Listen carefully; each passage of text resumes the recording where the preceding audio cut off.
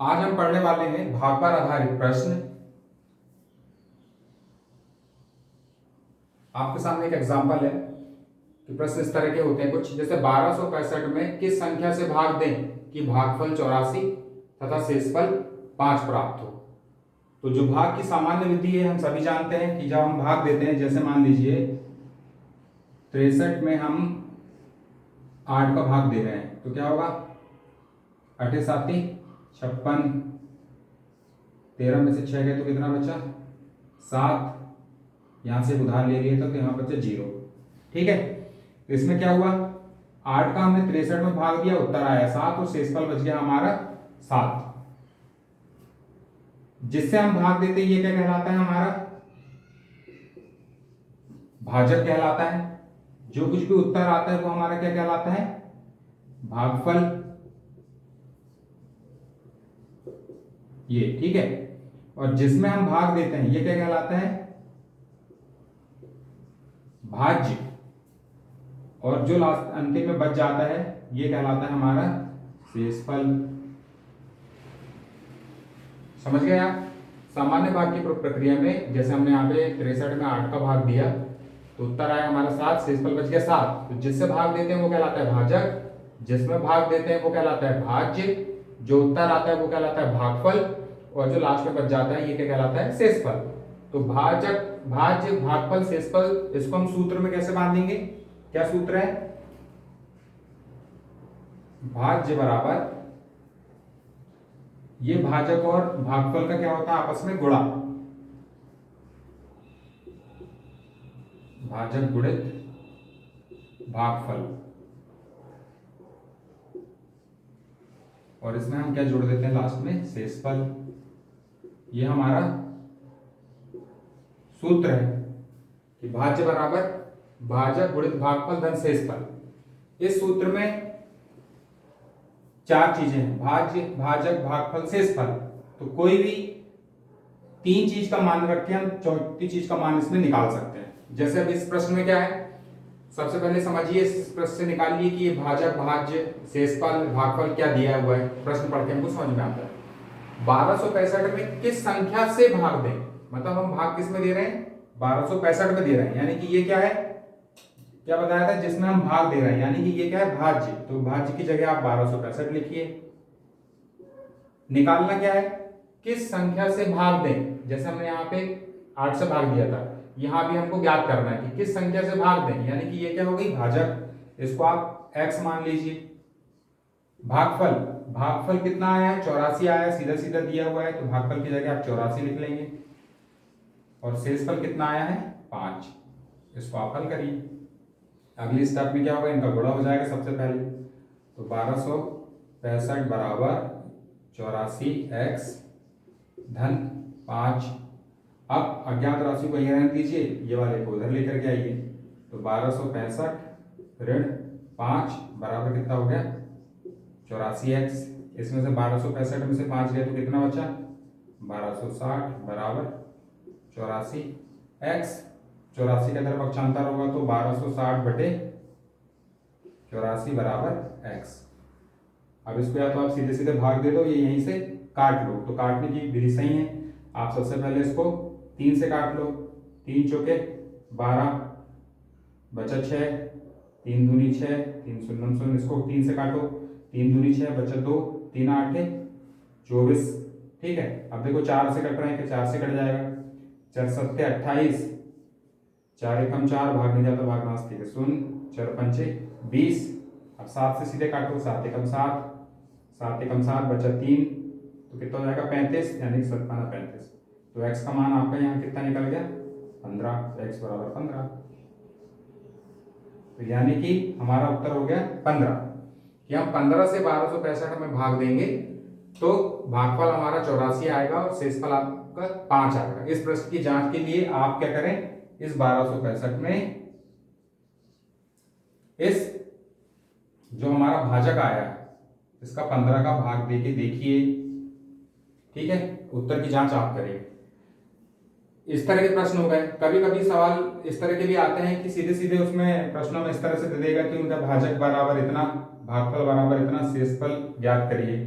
ठीक है, मतलब इन चारों में से कोई भी चीज, तीन चीज दी रहेगी प्रश्न में और चौथी चीज आपको निकालना है। तो इस सूत्र की सहायता से आप निकाल लेंगे। ये सूत्र अभी आप याद कर लीजिए अच्छे से, भाज्य बराबर भाज्य गुणित भागफल धन शेषफल। अब भाग पे आधारित दूसरे पैटर्न के जो सवाल आते हैं वो मैं आपको बताता हूं। दूसरे पैटर्न का प्रश्न इस तरह का आता है कि जैसे 1708 में कौन सी छोटी से छोटी संख्या घटा दें, कि इसमें से हम क्या घटा दें कि जो शेष संख्या है, जो प्राप्त संख्या है, वो 13 से पूरी तरीके से विभाजित हो जाए। और आप ध्यान रखिए यहाँ पे छोटी से छोटी संख्या बोल रहा है ना, तो एक ही उत्तर होगा उसका, क्योंकि 1760 से हम और भी संख्याएं घटा करके ऐसी संख्या प्राप्त कर सकते हैं जो 13 से विभाजित हो, लेकिन ये 1708 से छोटी कौन सी संख्या घटा दें कह रहा है। तो इस तरह के प्रश्न में क्या करना है, बात इसी से जोड़ने घटाने की हो रही है ना। तो 1708 में हम 13 का सीधे सीधे यहाँ पे भाग दे के देखेंगे। तो आप इसमें आप जो सामान्य तरीके से भाग देते हैं वैसा भाग दीजिए। 13 एकम 13, बचा यहाँ पे 7 में से 3 गए तो 4, 0 आया, 13 तिया 39, एक शेष बच गया। अब यहाँ पे 8 आएगा नीचे, 13 एकम 13, शेषफल कितना बच गया 5। ठीक है, आप सोचिए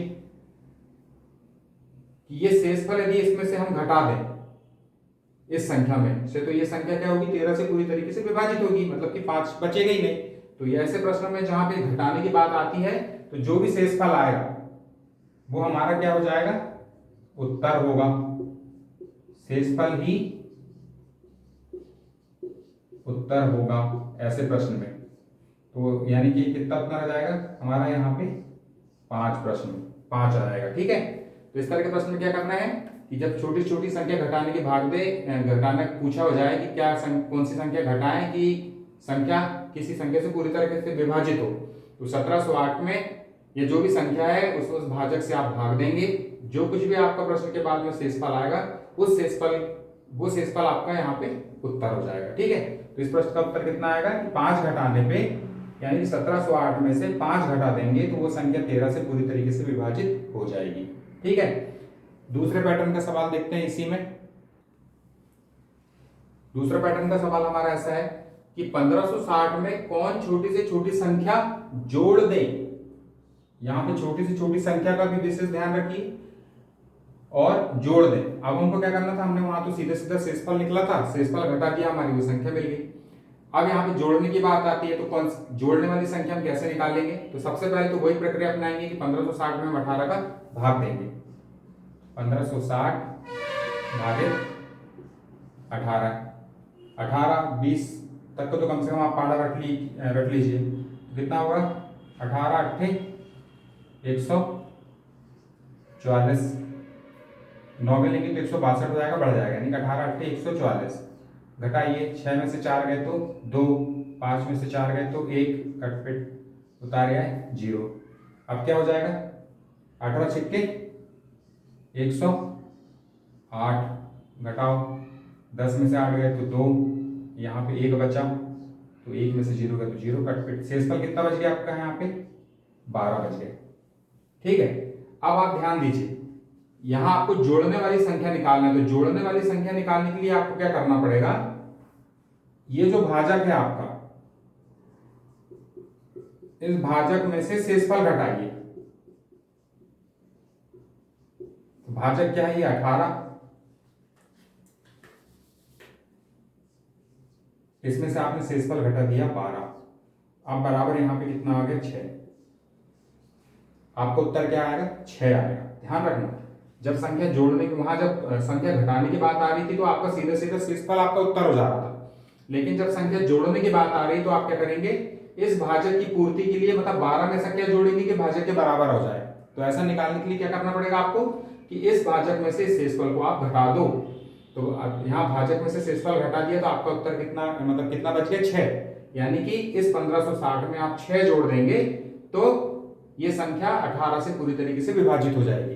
अब आप उत्तर की जांच करने के लिए, मतलब ये संख्या निकाल लो आप, 1560 में आप कितना जोड़ोगे, 6 जोड़ोगे तो ये कितना हो जाएगा, 1566। अब आप इसमें 18 का भाग स्वतः करके देखिए पूरी तरीके से विभाजित हो रही है कि नहीं हो रही है, ये काम आपके लिए छोड़ता हूँ। ठीक है, दूसरे पैटर्न के सवाल ये हो गए।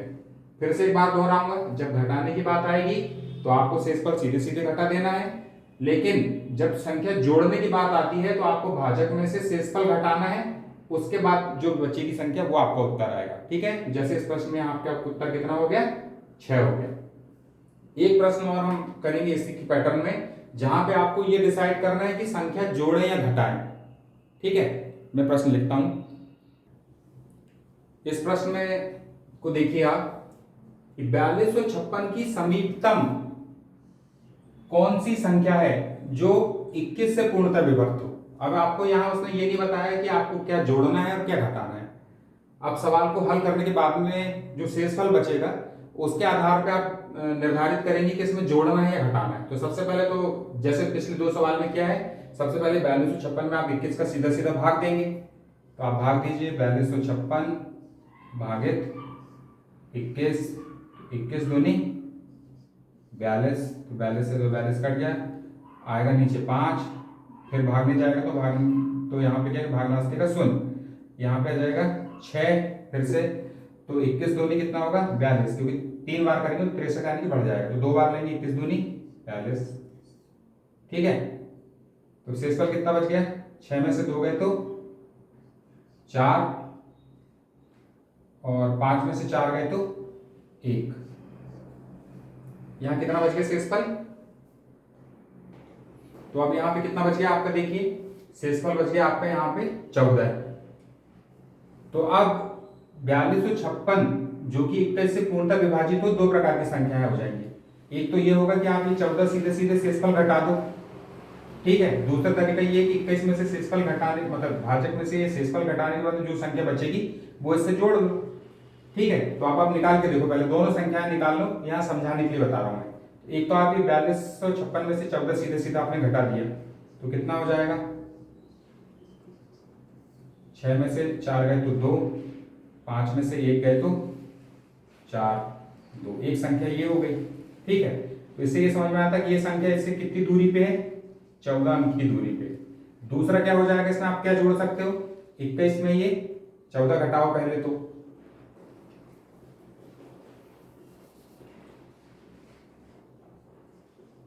तो यहां पे आपका 7 होगा, यानी कि इस संख्या में आप क्या करोगे, 7 जोड़ दोगे। ठीक है, तो आप यहां पे ऐसा करो, आप ये 4256, इसमें से आपने 14 घटाए तो क्या हुआ था, 4 गए तो यहाँ पे 6 में से 4 गए तो 2, 14 घटाया था तो 6 में से 4 गए तो 2, 5 में से 1 गए तो 4, और ये आपका एक संख्या ये निकली थी आपकी। दूसरी संख्या जोड़ने वाली क्या होगी कि इस भाजक में से शेषफल घटाएंगे तो 7 बचा, 7 इसमें आप जोड़ दो 4256 में, तो 7 और 6 13 के 3 हासिल का 1, ये 6 यहां से जुड़ गया और ये 42। तो आपकी ये तीनों संख्याएं ऐसी निकल गई जो 21 से पूर्णतः विभाजित हो जाएगी। लेकिन इस संख्या से इस संख्या की दूरी कितनी है, 7 की, और इस संख्या से इस संख्या की दूरी कितनी है, 14 की। क्यों, क्योंकि आपने इसमें से 14 घटाया तब ये संख्या प्राप्त हुई है, और इसमें आपने 7 जोड़ा है तब ये संख्या प्राप्त हुई है। तो ये संख्या इससे 7 दूर है जबकि ये 14 दूर है। तो आप खुद बताइए समीपतम संख्या कौन सी हो जाएगी, ये हो जाएगी समीपतम संख्या, क्योंकि ये केवल 7 दूर है। तो इससे हमको क्या समझ में आता है कि यदि हमारा शेषफल हमारे भाजक के आधे से ज्यादा होता है तो आपको क्या करना है, जोड़ने की प्रक्रिया अपनानी है। हमारा शेषफल इस भाजक के आधे से ज्यादा होता है, जैसे 21 का आधा कितना हो गया, 10.5 हो गया, 10.5 से ये ज्यादा है, तब हम ये वाली प्रक्रिया अपनाएंगे कि भाजक में से शेषफल घटाया और फिर हमारा उत्तर निकलेगा। यदि मान लो यहीं पे हमारा उत्तर कम निकलता, 10 या 10 से कम निकलता, तब हम क्या करते कि वो शेषफल को सीधे सीधे घटा करके इस पैटर्न से सीधा शेषफल घटा के हमारा उत्तर आता। तो यहां हमारा उत्तर क्या जाएगा, 4263। ठीक है, ये तीनों तरीके के पैटर्न के आपने सवाल किए। इस तरह के जो तीनों पैटर्न के सवाल है अपनी आप बुक में देख के कीजिए। मैं 1-2 सवाल लिखता हूं इसमें बोर्ड में। तो इस तरह से ये 4 प्रश्न हैं, आप इनको करके देखिए।